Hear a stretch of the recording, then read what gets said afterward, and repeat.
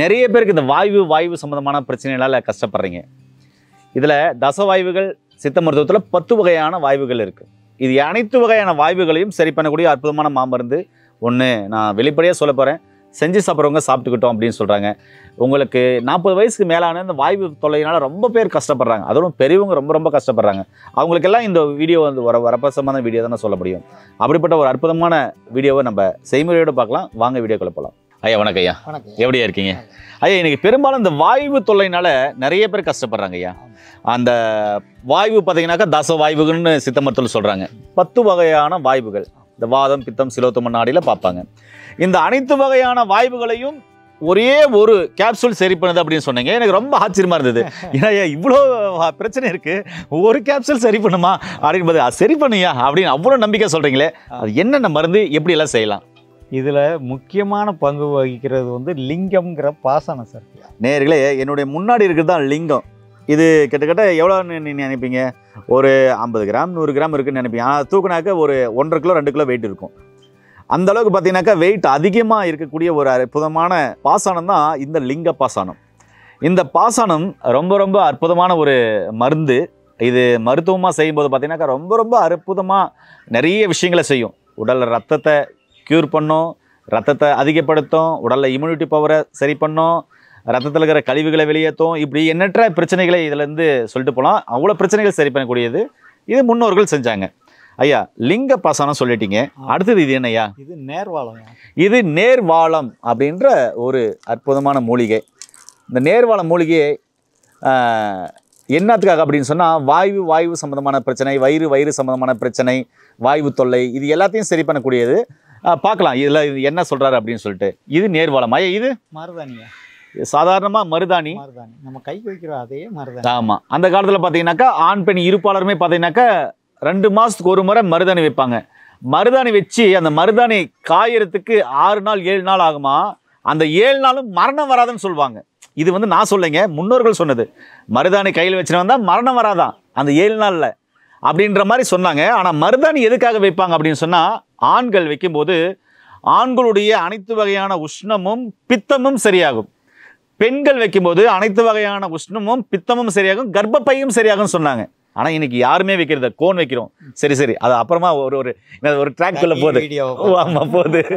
சரி ஐயா இந்த மூலிகைலாம் சொல்லிட்டாரா? இப்போ இதுல இருந்து நமக்கு தேவையான தகவல் என்ன அப்படின்னு ஐயா கிட்ட கேட்கலாம். ஐயா சொல்லுங்க ஐயா, இப்போ வாயு சம்பந்தமான பிரச்சனைக்கு இந்த மூலிகைகளை வச்சு நம்ம எப்படி செஞ்சா இந்த வாயு பிரச்சனை சரி பண்ண முடியும்?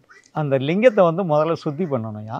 சரிங்கய்யா. அது சுத்திங்கிறது வந்து நம்ம பார்த்தீங்கன்னா சிறுகீரை சாறில் ஒரு நாள் முழுசுமே அந்த சாறை எடுத்து குறைய ஊற்றி வேக வைப்போம். சரிங்கய்யா. அதுக்கப்புறம் குப்பை மணி ஓகேங்க, அதில் வேக வைப்போம். அப்புறம் தேங்காய் பால், இது 3லையும் வேக வச்சு அலசி எடுத்துட்டு இந்த மருதாணி இலையை அரைச்சி நல்ல ஒரு பெரிய உருண்டை அதில் நடுவில் வச்சு இந்த மருதாணி இலை கம்ப்ளீட்டாக எரிஞ்சு சாம்பலாகிற மாதிரி அடுப்புலேயே வச்சுருவோம். இவ்வளவு சுத்தி பண்ணதுக்கு அப்புறம் இந்த நேர்வாளம் பார்த்தீங்கன்னா பார்க்கத்தான் இப்படி குட்டி குட்டியாக இருக்குது. இதை உடச்சி உள்ளே இருக்கிற பருப்பை எடுத்து அதில் பாதி சாப்பிட்டோம் அப்படின்னா ஒரு 20 தடவை பேதி போகும். ஓகே. இந்த பச்சையாவே. ஆமாம். அதனால இதை வந்து சித்தர்கள் பச்சையாக சாப்பிட்டா விஷம்னே அவங்க எழுதி வச்சிருக்காங்க. இதை இப்போ நம்ம என்ன பண்ணுறோம் அப்படின்னா ஈனா எருமை கடையறி சாணியில் இதை உள்ள வச்சு வேக வைக்கிறோம். இது கையில் தொடர்றதுனால பறிக்கிறது அதெல்லாம் ஒன்றும் செய்யாது. ஒன்றுமே அதை உடச்சி உள்ள சாப்பிட்டா உள்ளே இருக்கிற பருப்பை பாதி சாப்பிட்டா போதும். ஆமாம். இதை வந்து இப்படியே முழுசாக எருமை கிடையறி சாணியில் வச்சு வேக வச்சு அதுக்கப்புறம் இந்த ஓடை எடுத்துட்டு உள்ளே 2ஆ பிச்சு உள்ளே முளைக்கிறதுக்கு உள்ள இலையை எடுக்க சொல்கிறாங்க. எடுத்துட்டு அந்த எருமை சாணியில் வெந்ததுக்கப்புறம் எடுக்கிற பருப்பை பச்சரிசியில் வேக வைக்க சொல்லி பச்சரிசியிலையும் இந்த பருப்பு மட்டும் எடுத்துட்டு அந்த வெந்த பச்சரிசியை கொண்டு போய் கிணத்துல போட சொல்கிறாங்க. வெளியில் போட்டால் பறவைகள் சாப்பிட்டா பறவைகள் இறந்து போயிடும். கோழி எது சாப்பிட்டாலும் சரி, எந்த பறவை சாப்பிட்டாலும் இறந்து போயிடும். அதனால் ஒரு துணியில் கட்டி கிணத்துல போட்டுருங்க அப்படிங்கிறாங்க.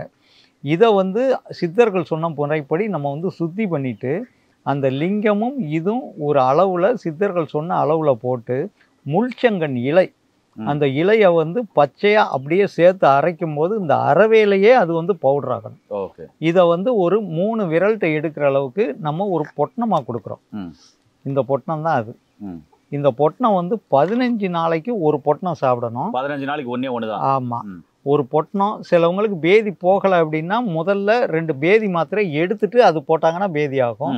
நாங்கள் பேதி எடுத்ததில்லை அப்படின்னா அந்த பொட்டணம் சாப்பிடும்போது இந்த ஒரு கேப்சூலும் சேர்த்து சாப்பிட்டாங்க அப்படின்னா நல்லா பேதி போகும். 15 நாளைக்கு ஒரு தடவை சாப்பிட்டா போதும். ஒரு 2 மாதத்துக்கு 4 டோஸ். 4 டோஸ் சாப்பிட்டாங்கன்னா அவங்க உடம்புல இருக்கிற அனைத்து வாயுகளும் வெளியேறிடும். ஒரே டோஸ்லேயே அவங்க உடம்புல வாயுனால உள்ள தொல்லையில் முதுகில் வலிக்கு, இடுப்பில் வலிக்கு, எனக்கு இடது பக்கம் நெஞ்சு பக்கத்தில் வலிக்கிறதே நெஞ்சு வலியோ என்னமோன்னு பயமாக இருக்குது, அந்த மாதிரி எல்லா கம்ப்ளைண்ட்டுமே ஒரே டோஸில் வலியெல்லாம் குறைஞ்சிரும். 2வது டோஸில் ஒரு 90% சரியாயிரும்.